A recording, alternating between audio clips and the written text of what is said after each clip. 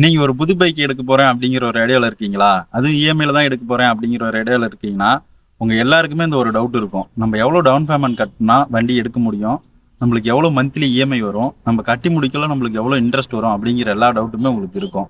நம்ம அந்த டவுட் எல்லாமே தான் இன்னைக்கு பார்க்க போறோம். அதாவது நம்ம இந்த கேடிஎம் டியூக் 200 பைக் எடுத்தது எவ்வளோ டவுன் பேமெண்ட் கட்டி எடுத்திருக்கிறோம்? நம்மளுக்கு எவ்வளோ மந்த்லி இஎம்ஐ வருது? நம்ம கட்டி முடிக்கல நம்மளுக்கு எவ்வளோ இன்ட்ரெஸ்ட் வந்திருக்கு? முழுசா கட்டி முடிச்சா நம்மளுக்கு எவ்வளோ இன்ட்ரெஸ்ட் வரும்? அப்படிங்கிறத இன்னைக்கு நம்ம பார்க்க போறோம். நான் தான் உங்க தீரா எம்ஜே. நம்ம சேனல்ல பைக் ரிலேட்டடான எல்லா வீடியோவுமே வரும். மறக்காம சப்ஸ்கிரைப் பண்ணிங்க. வாங்க வீடியோக்குள்ள போலாம். நாம இந்த பைக் எடுத்ததுன்னு பாத்தீங்கன்னா நம்ம பஜாஜ் பினான்ஸ்ல தாங்க நம்ம லோன் போட்டு எடுத்துட்டு இருக்கிறோம். இந்த பைக் நம்ம எடுக்கக்குள்ள ஆன் ரோடு பிரைஸ் எவ்வளவு இருந்துச்சுன்னு பாத்தீங்கன்னா 2,38,000 இருந்துச்சு. நம்ம டவுன் பேமெண்ட் எவ்வளவு கட்டி இருக்கிறோன்னு பாத்தீங்கன்னா 40,000 கட்டி இருக்கிறோம்.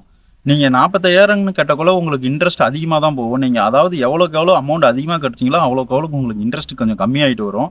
அதே மாதிரி மந்த்தும் இயரும் நீங்கள் எவ்வளோக்கு எவ்வளோ கம்மி பண்ணி எடுத்துக்கிறீங்களோ அதுவும் உங்களுக்கு இன்ட்ரெஸ்ட் ரேட்டு கம்மியாக வரும். இப்போ நம்ம 40,000 கட்டிட்டு தான் அந்த பைக் எடுத்துருக்கிறோமா, இந்த 40,000க்கு நம்மளுக்கு எவ்வளோ இன்ட்ரெஸ்ட் வந்திருக்கு, அதாவது 40,000 தான் நம்ம டவுன் பேமெண்ட் கட்டியிருக்கோம்.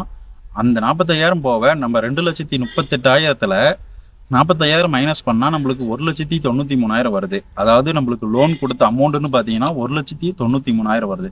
இந்த 1,93,000 நம்மளுக்கு எவ்வளோ இன்ட்ரெஸ்ட் போட்டிருக்காங்க, நம்ம மந்த்லி எவ்வளோ இஎம்ஐ கட்டுறோம் அப்படிங்கிறதான் பார்க்க போகிறோம்.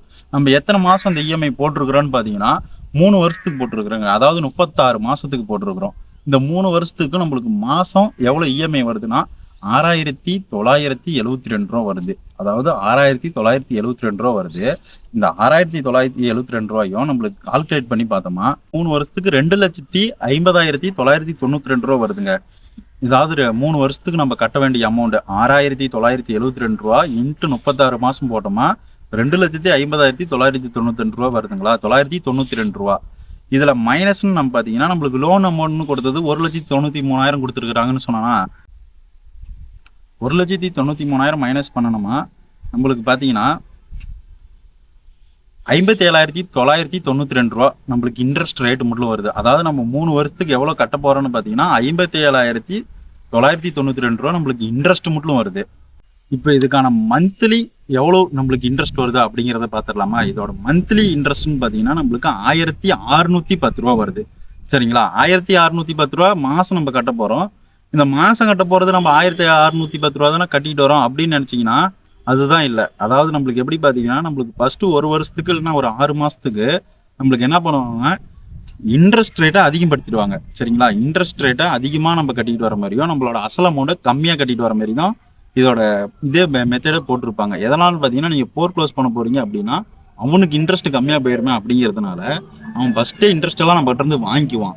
அப்புறமேல தான் உங்களுக்கு அதுலேருந்து உங்களுக்கு அசல் அமௌண்ட்டை கம்மியாக கழிச்சிட்டு வந்து தான் கடைசியாக தான் உங்களுக்கு அசல் அமௌண்ட் அதிகமாக போகும், இன்ட்ரெஸ்ட் கம்மியாக வரும். அப்படி தான் நம்மளுக்கு போகும். சரிங்களா, ஃபஸ்ட்டு ஒரு 6 மாதம் எவ்வளோ இன்ட்ரெஸ்ட் வருதோ அதுக்கேற்ற மாதிரி அது வேறுபடும், மாறி மாறி வேறுபடும். இது பார்த்தீங்கன்னா நம்மளுக்கு 1,610 மாதம் இன்ட்ரெஸ்ட்டுன்னு நம்மளுக்கு கணக்கு போட்டமாக வருது. அப்படின்னா நம்மளுக்கு 1,610 நம்மளுக்கு பைசா கணக்குலன்னு பார்த்தீங்கன்னா 80 பைசாலேருந்து 85 பைசாக்குள்ள நம்மளுக்கு வருதுங்க. அதாவது 1,93,000 நம்மளுக்கு 80 பைசா வட்டி போட்டிருக்கிறாங்க. அப்படிங்கிற கணக்கில் இதை கணக்கு பார்த்துக்கலாம். அதாவது 80 பைசா அப்படிங்கிற மாதிரி வரும். சரிங்களா, இப்போ இந்த பைக்கில் எவ்வளோ நம்ம கட்டியிருக்கிறோம், எவ்வளோ இன்ட்ரெஸ்ட் வந்துருக்குது அப்படிங்கிறது எல்லாமே பார்த்துட்டோம். இதில் பவுன்ஸ் அமௌண்ட்டுன்னு பார்த்தீங்கன்னா நம்மளுக்கு ஒவ்வொரு பவுன்ஸுக்கும் 500 400 இப்படி பிடிப்பானுங்க. அதுவும் நீங்கள் பவுன்ஸ் ஆகாமல் டேட்டு தள்ளி போகாமல் கரெக்டாக கட்டிட்டு வந்தீங்கன்னா உங்களுக்கு பிரச்சனையே இல்லை கட்டி முடிக்கிற வரைக்கும். இல்லைன்னா அதுலேயும் உங்களுக்கு பிரச்சனை தான். உங்களோட சிபில் ஸ்கோர் தான் அடிப்படும். அதையும் நீங்கள் பார்த்துங்க. இப்போ இதுவே பார்த்தீங்கன்னா ஒவ்வொரு பேங்குக்கும் ஒவ்வொரு பினான்ஸுக்கும் நம்மளுக்கு வேறு பேங்க்கில் இப்போ நான் பார்த்தீங்கன்னா பஜாஜில் எடுத்துருக்கிறேன். இதே நீங்கள் வேறு இதில் நீங்கள் எடுக்கிறீங்க, வேறு ஆப்ஷன் போகிறீங்கன்னா ஒவ்வொன்றுக்கும் ஒவ்வொரு கொஞ்சம் டிஃப்ரெண்ட் மாறும். அதாவது டிஃப்ரெண்ட்னா பெருசாக டிஃப்ரெண்ட் இருக்காது. அதாவது நம்ம கட்ட போகிற மந்த்லி இஎம்ஐ வந்து 300 அதிகமாகவும் இருக்கலாம், கம்மியாகவும் இருக்கலாம். அதேமாரி இதுலேயே நீங்கள் போடுறீங்கனாலும் உங்களுக்கு கம்மியாகவும் வரலாம். அதாவது ஏன்னு பார்த்தீங்கன்னா உங்களோட சிபில் ஸ்கோரை பார்த்து கம்மியாகவும் வரலாம், இன்ட்ரெஸ்ட்டு அதிகமாகவும் போகலாம். அது எல்லாமே உங்களுக்கு தெளிவாக புரிஞ்சிருக்குன்னு நினைக்கிறேன். நம்மளுக்கு எவ்வளோ நம்ம கட்டினா எவ்வளோ நம்ம இதில் எப்படி கழிக்கிறது, எப்படி நம்மளுக்கு இன்ட்ரெஸ்ட் இவ்வளோ 10% 9% அப்படின்னு சொல்லுவானுங்க. அது நம்மளுக்கு எதுவுமே புரியாது. ஆனால் நம்மளுக்கு அவங்ககிட்ட நீங்கள் நார்மலாக கொட்டேஷன் வாங்குவீங்களே, அந்த கொட்டேஷனில் நீங்கள் எவ்வளோ மாதம் நம்மளுக்கு எவ்வளோ கட்டுற மாரி வரும்னு கேளுங்க. அப்படி மாதம் இவ்வளோ தான் வருன்னாங்களா அதுலேருந்து ஒரு 200 கம்மியாகவும் அதிகமாகும்னு சொல்லுவாங்க. அப்படிங்குள்ள பார்த்தீங்கன்னா நம்மளுக்கு அதை எத்தனை மாதம் நீங்கள் இஎம்ஐயாக போடலாங்கிறது அதை கால்குலேட் பண்ணி பார்த்தீங்கன்னா உங்களுக்கு அப்பயே ஒரு குறிப்பிட்ட அமௌண்ட் இவ்வளோ தான் நம்மளுக்கு இன்ட்ரெஸ்ட் வருதுங்கிறது உங்களுக்கு தெரிஞ்சிடும். அதுலேருந்து உங்களுக்கு ஒரு 1000 2000 என்ன பண்ண போகும், அதாவது அதிகமாகவும் கம்மியாகும் இவ்வளோ தான் வரும். ஆனால் உங்களுக்கு பார்த்தீங்கன்னா நீங்கள் கேர்ஃபுல்லாக நல்லா தெளிவாக கேட்டுட்டு எவ்வளோ இன்ட்ரெஸ்ட் வருது என்னன்னு பார்த்துட்டு எடுங்க. எதுவும் கண்மூடிதனமாக போயிட்டு அமௌண்ட் கட்டிட்டு எடுக்க வேணாம், சரிங்களா?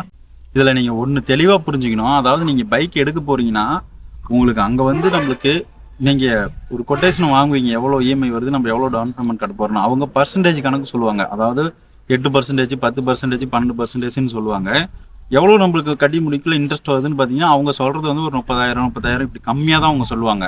அதாவது அவங்க வந்து ஒரு கரெக்டான கால்குலேட்டரில் நம்மளுக்கு சொல்ல மாட்டாங்க. எப்போவுமே நீங்கள் ஒரு கால்குலேட் பண்ணிவிட்டு எவ்வளோ வருது என்னான்னு தெளிவாக தெரிஞ்சுக்கிட்டு எடுங்க. ஏன்னா நீங்கள் எதுவுமே தெரியாமல் பர்சன்டேஜ் கணக்கு இவ்வளோ தான் சொல்கிறாங்க, பரவாயில்ல அப்படின்னு நினச்சிட்டு எடுத்துடாதீங்க. அதை விட நம்மளுக்கு அதிகமாக தான் போகும். எவ்வளோ டவுன் பேமெண்ட் அதிகமாக கட்டி எடுக்கிறீங்களோ அவ்வளோக்கும் உங்களுக்கு பரவாயில்லையா இருக்கும், சரிங்களா? இதோட நான் எல்லாமே சொல்லிட்டேன். நான் தான் உங்கள் தீரா எம்ஜே. நம்ம சேனலை சப்ஸ்கிரைப் பண்ணுங்கள், சப்போர்ட் பண்ணுங்கள். எல்லாருமே வீடியோ பார்க்குறீங்க, பட் ஆனால் சப்ஸ்கிரைப் பண்ண மாட்டேங்கிறீங்க. சப்ஸ்கிரைப் பண்ணி சப்போர்ட் பண்ணுங்கள். நம்ம பைக் ரிலேட்டிவாக எல்லா வீடியோவுமே உங்களுக்கு உடனுக்குடன் நம்ம அப்டேட் பண்ணிக்கிட்டே இருப்போம்.